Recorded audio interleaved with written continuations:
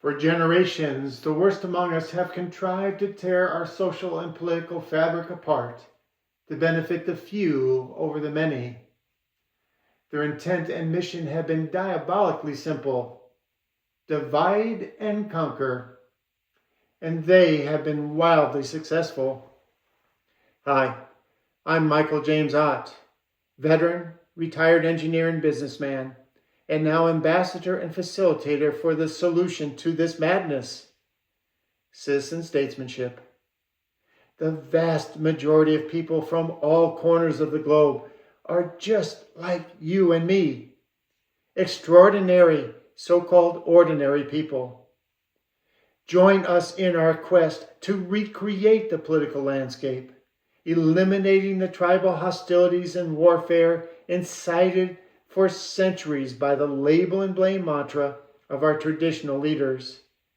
Now is the time to end the atrocities of god-awful leadership, launching a final and lasting divorce from tyranny. All driven by everyday citizens, driven by you and me. Take our hands, walk with us to a far brighter tomorrow, free of hate, fear, and injustice. There's a saying in my country that I am sure is paralleled in many others. You can lead a horse to water, but you cannot make it drink. When it comes to truly fair, effective, efficient governance of, by, and for the people, citizen statesmanship is the water. Cool, pure, refreshing, and thirst-quenching. But when will you drink of it? You and I, know the answer to this question. Just how thirsty must you be? How much warfare, pestilence, famine, poverty, misuse, and abuse must you suffer before you finally have had enough? That you are parched and ready to walk through fire to get to and drink from the eternal fount of freedom, equality, and fairness that is citizen statesmanship. It's the Pro and Con Show, brought to you today and every day by Citizen Statesmanship, the cure for what ails us.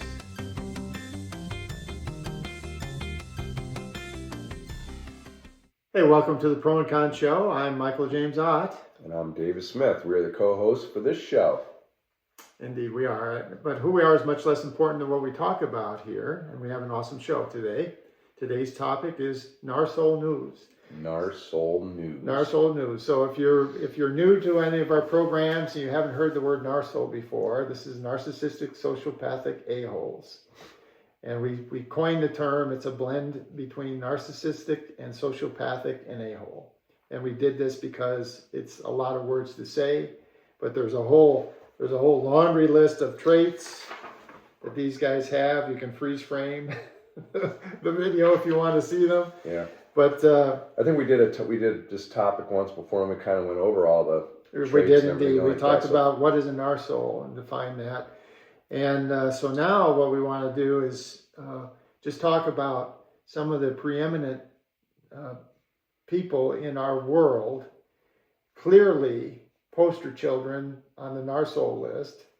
You know, if there's a spectrum for autism, there's a spectrum for NARSOLISM.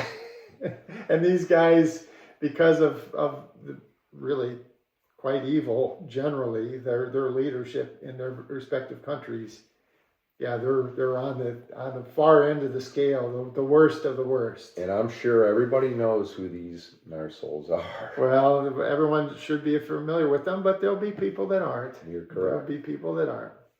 So first one on our list is Mr. Putin, Vladimir Putin in Russia. He could be one of the top NARSOLEs. He's the head of the NARSOLE committee. He's one of the top NARSOLEs, in my view, because this whole thing in Ukraine, I mean, he's done, of course, they've done all kinds of stuff, and he's done all kinds of stuff. and these people, these autocratic, and so Russia's supposed to be a democratic society. It is not. It's an autocratic thing. All of it's just rubber stamped. He is in charge. And they do stuff, like the Russians are famous for tossing people out the window, right? So if you are going against Mr. Putin and you're being successful in generating significant irritation to him, opposition to what he likes, suddenly you disappear, or suddenly you end up flying out the window. And gosh, so the war in Ukraine, it's Putin's war. And the analogy, and I keep coming back to it, is like Hitler with the Nazis in Germany. Okay? Yes, the Germans fought, of course, in World War II. But in hindsight, they clearly understand that they were badly duped by Hitler. And so I lived in Germany for almost 3 years, and they have all kinds of things in their schooling and stuff that with the express intent, we're never doing this again. That was a horrific thing. We let horrible people influence us to do horrible things. We're not doing that again. Vladimir Putin. Anything come to mind in some of the horrible things that he's accused of, or? Lots of things. The war in Ukraine, invading that's an invasion of another country that at one time was part of their country. It was part of the Soviet Union. It's land grabbing guy that just wants land. Well, he's not much more different than what our government's trying to do. Yeah, we got the same sort of stuff going on. The pendulum, swings back and forth. And the pendulum is swinging more and more toward autocratic rule. Mm-hmm. And in one of the first shows we did, we talked about George Washington and his farewell address. And he talks about the political parties and how eventually you can have this be a pathway for autocratic rule. And again, going back to Germany as an example, that's how Hitler ended up being the dictator, the Führer in Germany, as he went through and had political party stuff, and step by step eventually ascended to the senior post in Germany, and then as George says, they destroy the whole system that allowed them to get there. Yeah. So this is something that, and just to think about it, folks. So that was 250 years ago, and George Washington. You remember him. Hopefully you remember George. He obviously had been looking at history before then, before Hitler and all this other stuff, and had seen this kind of thing, and so was then projecting that this is why the political parties and stuff are so bad. But anyway, yeah, so Putin. The poor Ukrainians. And this is the thing, the poor Russians. The poor Russians. They're in a bind. The Russians themselves, and of course Putin is being very sly about all this. He controls the media. So the Russians don't really find out what's really happening. And then he uses people. He doesn't dare, when they conscript people into the service in the military, they're not people from Moscow. They are finding these people in like rural areas, farmers and things, and away from, and oh, by the way, some of the tribes, if you will, that are in Russia that are less favored by Putin. So he's like, yeah, you're living here in Russia. I don't care whether you die or not. And we hear, us purebreds, it's the same thing. Again, the Nazism, all that is alive in Russia. So Putin's like, well, no, I'm not going to, take anybody from Moscow. I'm going to take from all these remote regions where no one's going to notice, and we don't like those people anyway, for whatever reason. That's a typical trait of a NARSOLE. Yes. How long? Let's talk about how long Putin's been in power. If it's a democracy, then Yes. he's been there, what, 26 years?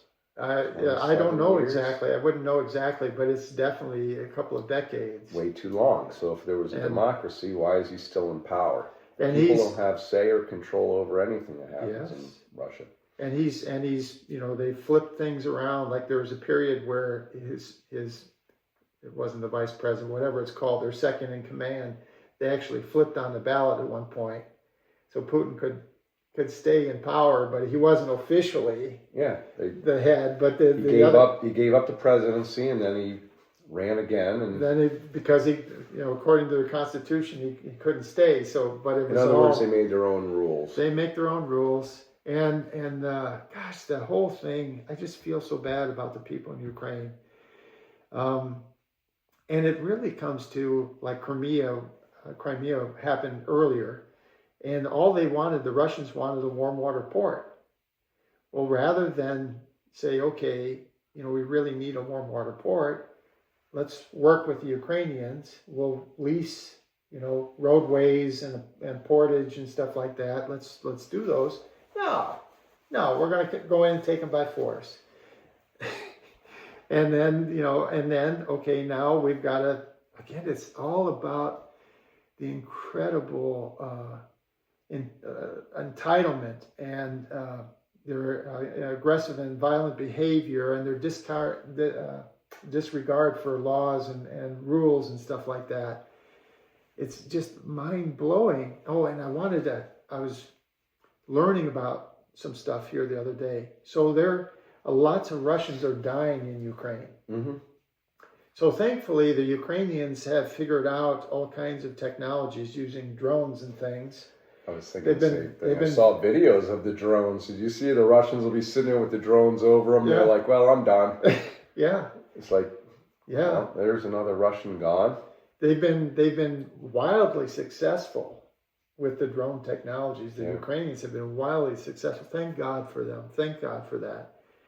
But here's this: so the Russians have been losing, like a minimum like 10,000 soldiers a month minimum. I mean, that is a very conservative estimate. The Ukrainians estimate that they've killed, some upwards of like 40,000. Yeah, they're not going to give you the correct numbers on it. And the number, okay, it's going to be somewhere in between or whatever. But just think about that. That war has been going on for 4 years. And so if you think about losing a minimum dead soldiers, 10,000 a month for 4 years, you're talking well over 400,000 soldiers, something approaching 500,000 soldiers, 500,000 dead. Mm. And they had this little strip, they've still fighting over this little strip of land in the eastern part of Ukraine. And yes, they've destroyed, apartment buildings and things in Ukraine too. But then the Ukrainians are striking them back and destroying things inside Russia, which it's war. It has to happen. Mm-hmm. The people in Moscow have to realize that they're at war. And so this is the whole point is, in World War II, the United States sent something around about 16 or 17 million people, soldiers, into the battle. You know roughly how many we lost in World War II? 400,000 people. Roughly 400,000. You're absolutely correct. I know my history. 410,000. Roughly 400,000 soldiers. Mm-hmm. We sent 17 million into battle, and we lost around 400,000.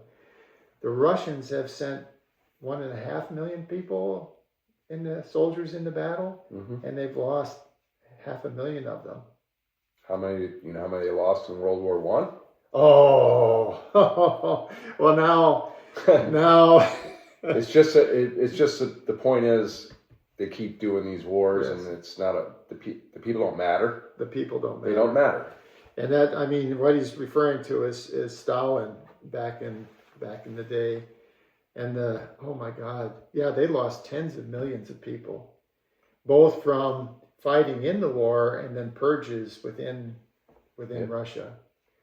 It was unbelievable. It's just a repeat of the same thing over and over. And it's just, and so the reason why we're talking about this is our government basically is full of narsoles, and they are headed, again, the pendulum swings toward autocratic rule, and old George Washington was warning us about this stuff, and our political parties are headed right there. They're headed for it. It's only a matter of time before we have a Putin, before we have a Kim Jong Un, or we have a Xi Jinping in China or whatever. It's only a matter of time. That's the trend. Yeah, and what's crazy is when those people control the countries, that's the downfall of a country. Although Putin's been in charge for that long, there's reasons why. He's got the got the hammer on top of it. Yes, the secret That's why police. We need to get on top of it now. Yes. Yes, democracy can slip away. And when it does, it takes even much, much, much greater effort. So World War II is a great example. Democracy died in several countries. Well, maybe it didn't exist earlier. It was emperors and kings and that kind of thing. But still, this true dictatorship, autocratic rule with the intent for world domination and this kind of thing, that sprung forth.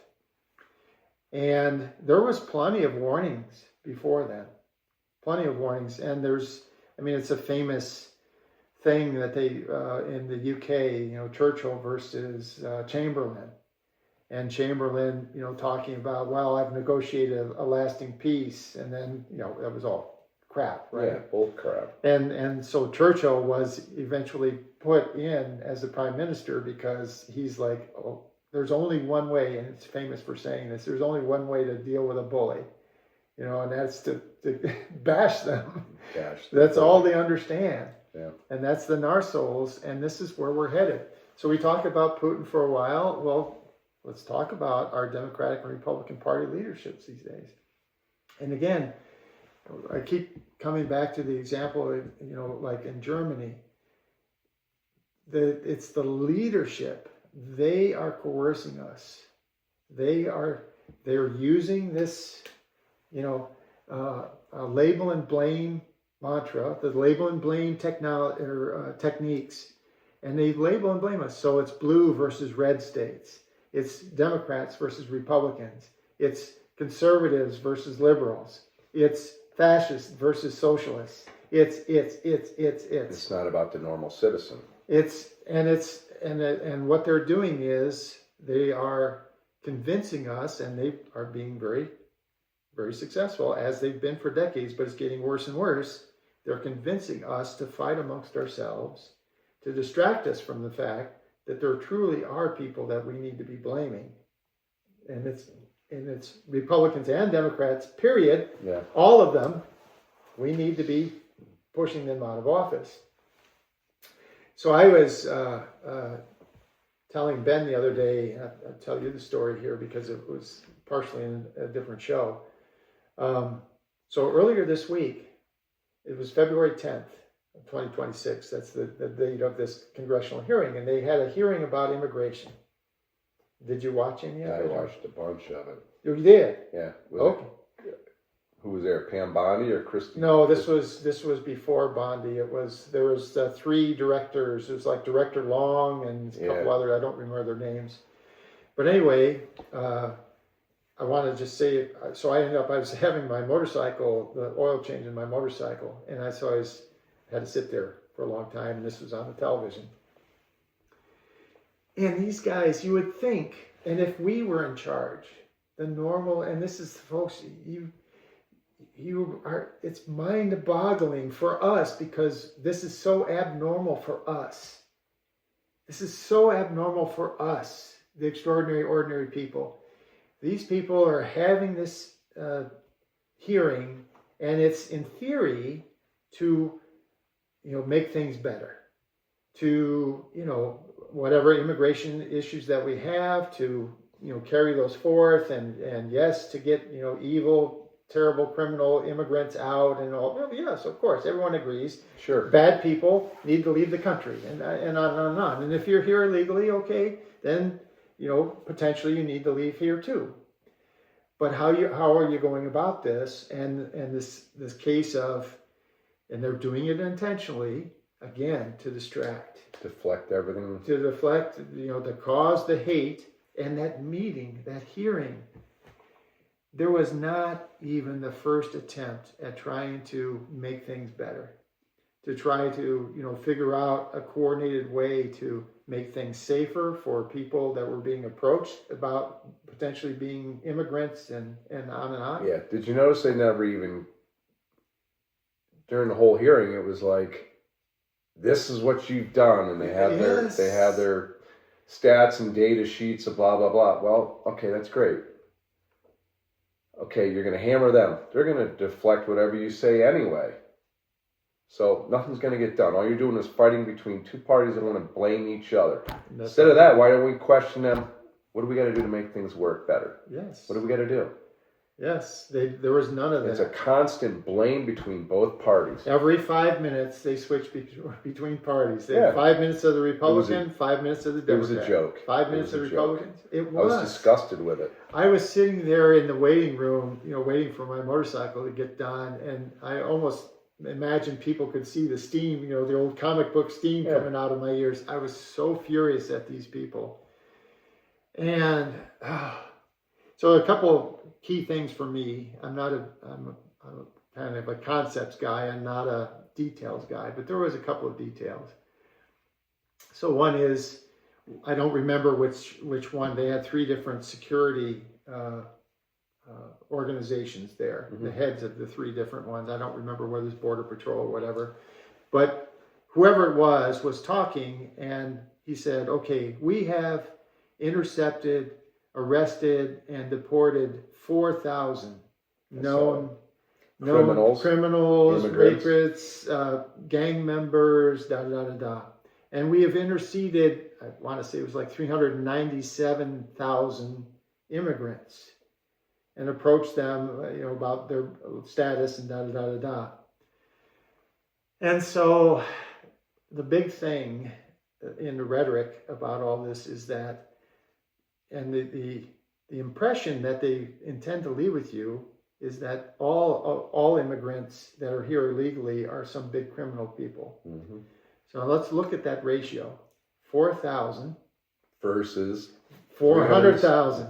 Exactly. It's basically 100 to 1.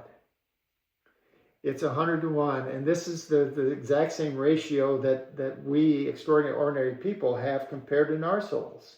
Those murderers, rapists, gang members, whatever, they're NARSOLES. There's a category of NARSOLES that's what they do. And then there's the bigger NARSOLES like Putin and Trump and our leaders of our political parties in general. And they're even worse because they end up causing millions of deaths and millions of casualties and all kinds of hate and discontent. Yeah. But there was the 4,000 versus 400,000. And so, if you're an ICE agent, you need to be, there's only like a 1 in 100 chance that whoever you're approaching as being an illegal immigrant is an actual criminal, roughly. So okay, I totally get it. You're in law enforcement and that's a tough job. And that is, 1 in 100 people that you approach could try to kill you or something, right? Because they recognize that you're potentially going to try to arrest them, and the criminals are not going to comply, or not willingly. Yeah. But on the other side of it is, for every one that is a criminal, there's 99 that are just people that are here. They've been working, they've been trying to make a living and whatever, and you have to somehow. And again, there's a great opportunity where you could work together and say, okay, we understand that this issue exists. Well, there's nothing set in stone on how they're doing anything. Exactly. And one of the problems too is, okay, you've got 1,000 people. What was this whole program set up to do? To get rid of the worst of the worst. Oh, these are bad thugs. These are bad people. That's not what we're doing. Right. We're not doing any of that. I agree. Get rid of the bad of the bad. Even the Everybody- immigrants want the bad of the bad. Everybody agrees. You We know, just it's like, want what to get rid of the the bad hell is people. going on here? And that's, of course, that's where the conflict comes in. It's because they're being so aggressive in doing what they're doing. And again, I tried to, with numbers there, try to point out why there has to be some kind of compromise, some kind of middle ground. But no, not with the polarity. You've got to maintain. They have to maintain the hate. And so every 5 minutes, it's the Democrats' fault. It's the Republicans' fault. It's the Democrats' fault. It's the Republicans' fault. It's both faults. We don't. I mean, look, we have a government shutdown right now. Why? Because They of can't our work. political parties. Exactly. Because And who's that hurt? everybody but them. Exactly. They have to go home for 10 days and think about how crappy of a government they're running. You know, it's like, come on. Yeah, it's all intentional. You know, And so who takes the beating? We do. we do. The extraordinary, ordinary people. Freaking We take the, ridiculous. you know, and again, it's all intended to distract us from the fact that they are the true evil people. They are. And again, I cannot emphasize enough, not talking about the average person walking down the street that calls himself a Republican, or the average person that walking down the street that calls himself a Democrat.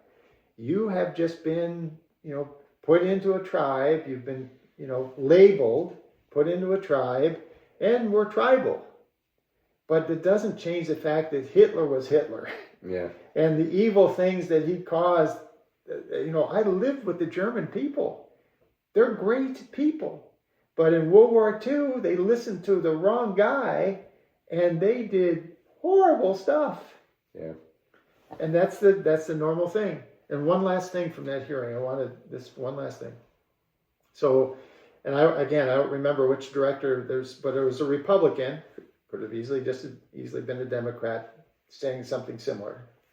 Probably DHS was the one that was in charge of that. Whatever.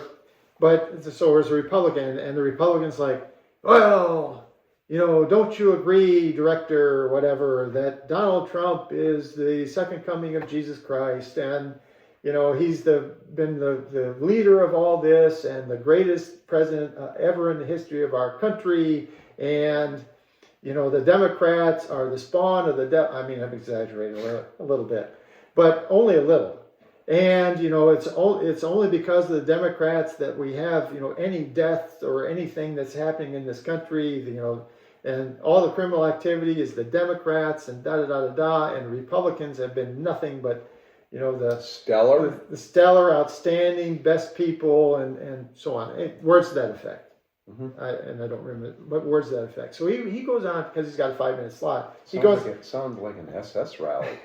Yes, but exactly. But he goes on for like 3 minutes, and then he says, "So, don't you agree with me, director, whatever?"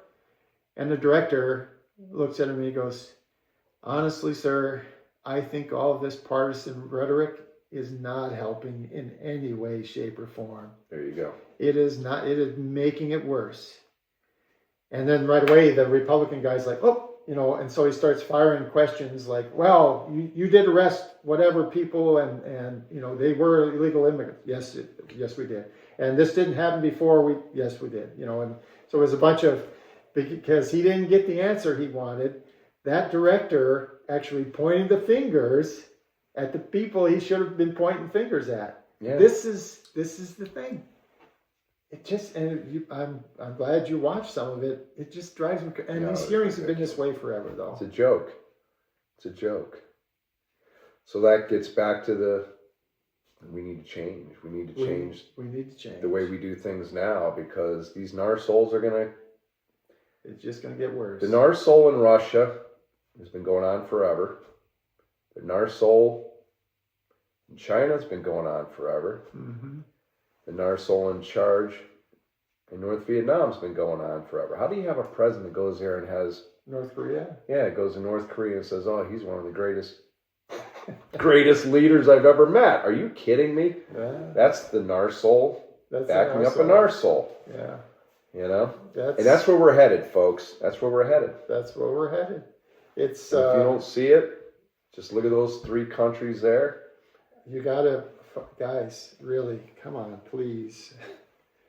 please, we have to be, we, the extraordinary, ordinary people, we have to, this analogy I've used it several times, I'll use it several times more, we're hurtling toward a cliff and all in the same big bus, and the very worst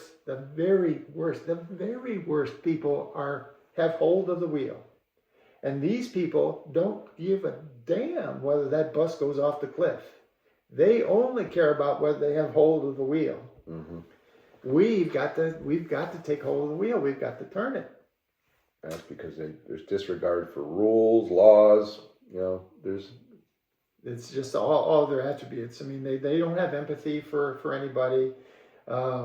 They feel like they admire each other, and they always are like, well, you should be envious of me. And there are all this award stuff, and that they are constantly giving each other, taking, demanding. See, I. It's not we. It's for us extraordinary, ordinary people. This is just so foreign. It's completely so foreign. It almost feels like they're alien, like they're not of this world. And actually, in another show, we're going to talk about whether or not they truly are human in all aspects, because it could be alien. Well, come and infiltrate us. Yeah, they could be, but honestly, no. I mean, they have blood and bones, but they're the way that they think, and because there's not just the physical aspect of being human, there's the mental and emotional aspect of being human. And on the mental and emotional side, they are not like most of us. No. They are not like most of us. So, and then, the guy you mentioned, the guy in North Korea. And then... I just saw that he's going to implement his daughter as the next leader of North really? Korea. Yeah. Oh, I hadn't seen that. Yeah. Oh, so wow. it'll be the first female in the realm. So what more do you know about that? Or just kind of picked up on that little tidbit? There was a news article out about Oh, it. okay. He's been grooming her to come Okay. up, oh my gosh, just watch some YouTubes about North Korea and what, how life is in Pyongyang or whatever it is. Yeah. It's ridiculous. Some guy snuck in there and was videotaping. The farmers, they have to bow to, Kim Jong-il, and yeah, it's just ridiculous. The poor people. Yeah, they have, we talked earlier about, it's interesting to me, they kind of have their preferred way of getting rid of their enemies. Oh, yeah. They have their... What a stepbrother he poisoned, Yeah. I've got him. So the Russians are kind of famous for Putin's kind of famous for tossing people out windows, kind of famous for that. I mean, they do other things too, but kind of famous for that. They poison people. Or got killed in a car accident by accident. But notoriously for throwing people out windows. It's kind of like the joke. Yeah, exactly. Everyone gets tossed out a window. Kim Jong Un likes to have people eaten by Rottweilers and stuff.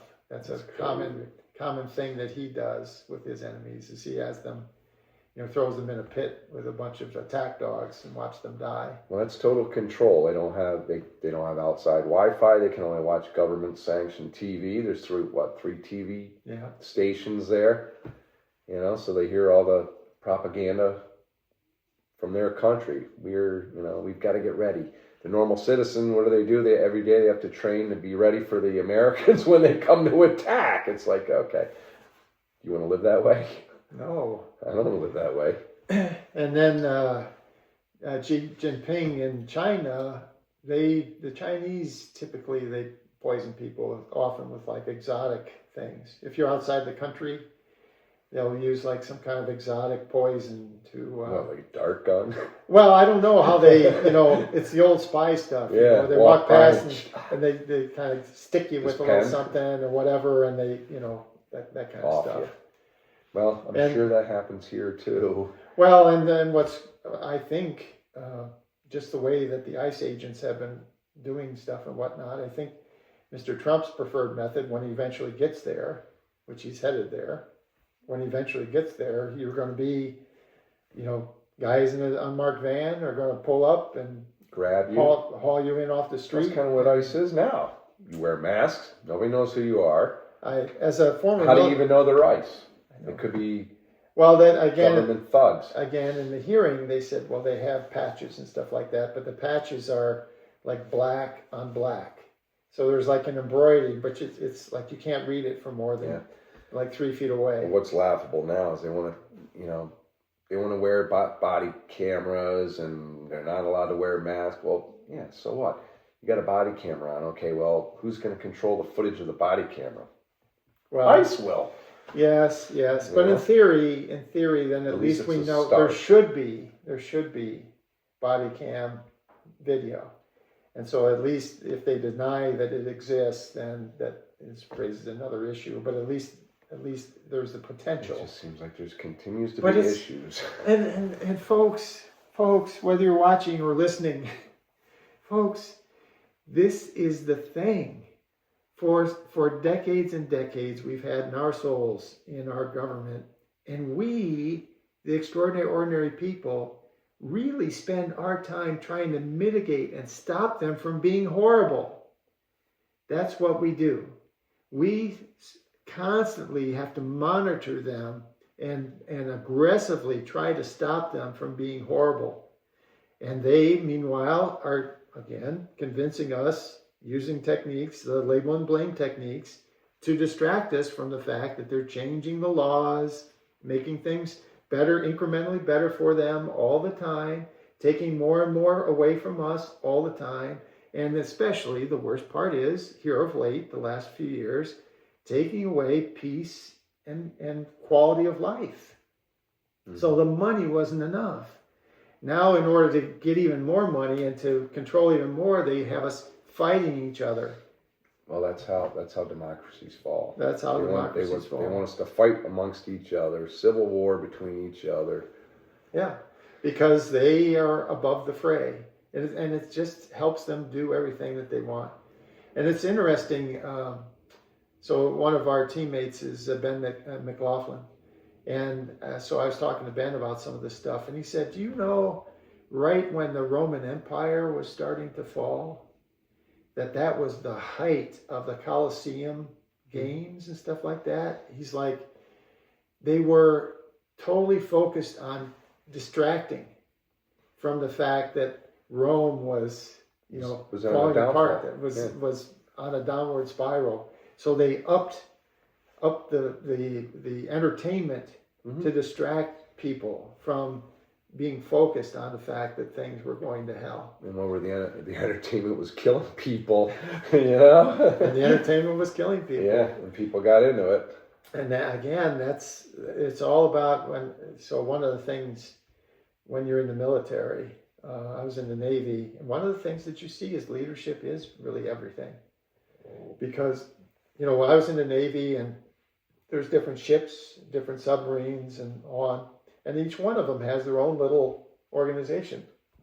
And you can stand back and you can observe how this organization is markedly different than this one. Yeah, you have a frigate organization, you have a cruiser organization. Yeah, I know, but even if you take two frigates and compare them, they're identical frigates in every way, and the crews more or less are the same, but who's the captain and who's the XO? And the performance of those crews can be wildly different.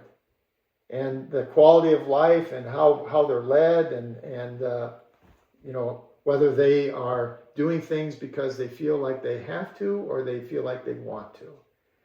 And there's just massive differences, and you can stand back and see this.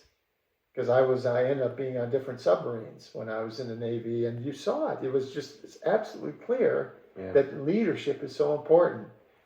And there's, of course, I think the Navy had plenty of pretty darn good officers, but there were definitely some number of them that were NARSOLEs for sure.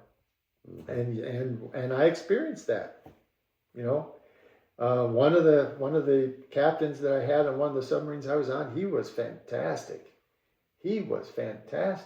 And then another captain was like, this is all about me. You're going to do this for me. I'm not going to tolerate, we're going to have nothing but excellent ratings and because my career, you people have to do this for my career, and I will not tolerate anything less than you doing everything you can. You make me look bad, it makes everybody look bad. Yeah. Especially me. It's all about him. Yeah. And he got up there because we had a change of command. He got up there and made a speech like that, and I was just thinking, wow. Didn't know the term NARSOLE back in the day, but now if I was standing there and listening to the same speech, I'd be going, NARSOLE. You're NARSOLE. Anyway, so let's go ahead and wind up the show. Yep. And we'd like to point out again that we're volunteers, and we're facilitators for a better tomorrow, a future featuring citizen statesmen in our offices, and therefore a brighter tomorrow free of hate, fear, and injustice. Our next show is brimming with awesome sauce, like you would always say. That's your line. It's called Are NARSOLES Human? Yeah, we touched on that just a little bit earlier. Yeah. It's the ultimate NARSOLE. So our NARSOLE is human. So as we've said in other shows, write to the show. If you have questions or concerns or want some of the information, you want to join us and help us move this forward, freeequalfair@gmail.com. And come join us for the next show.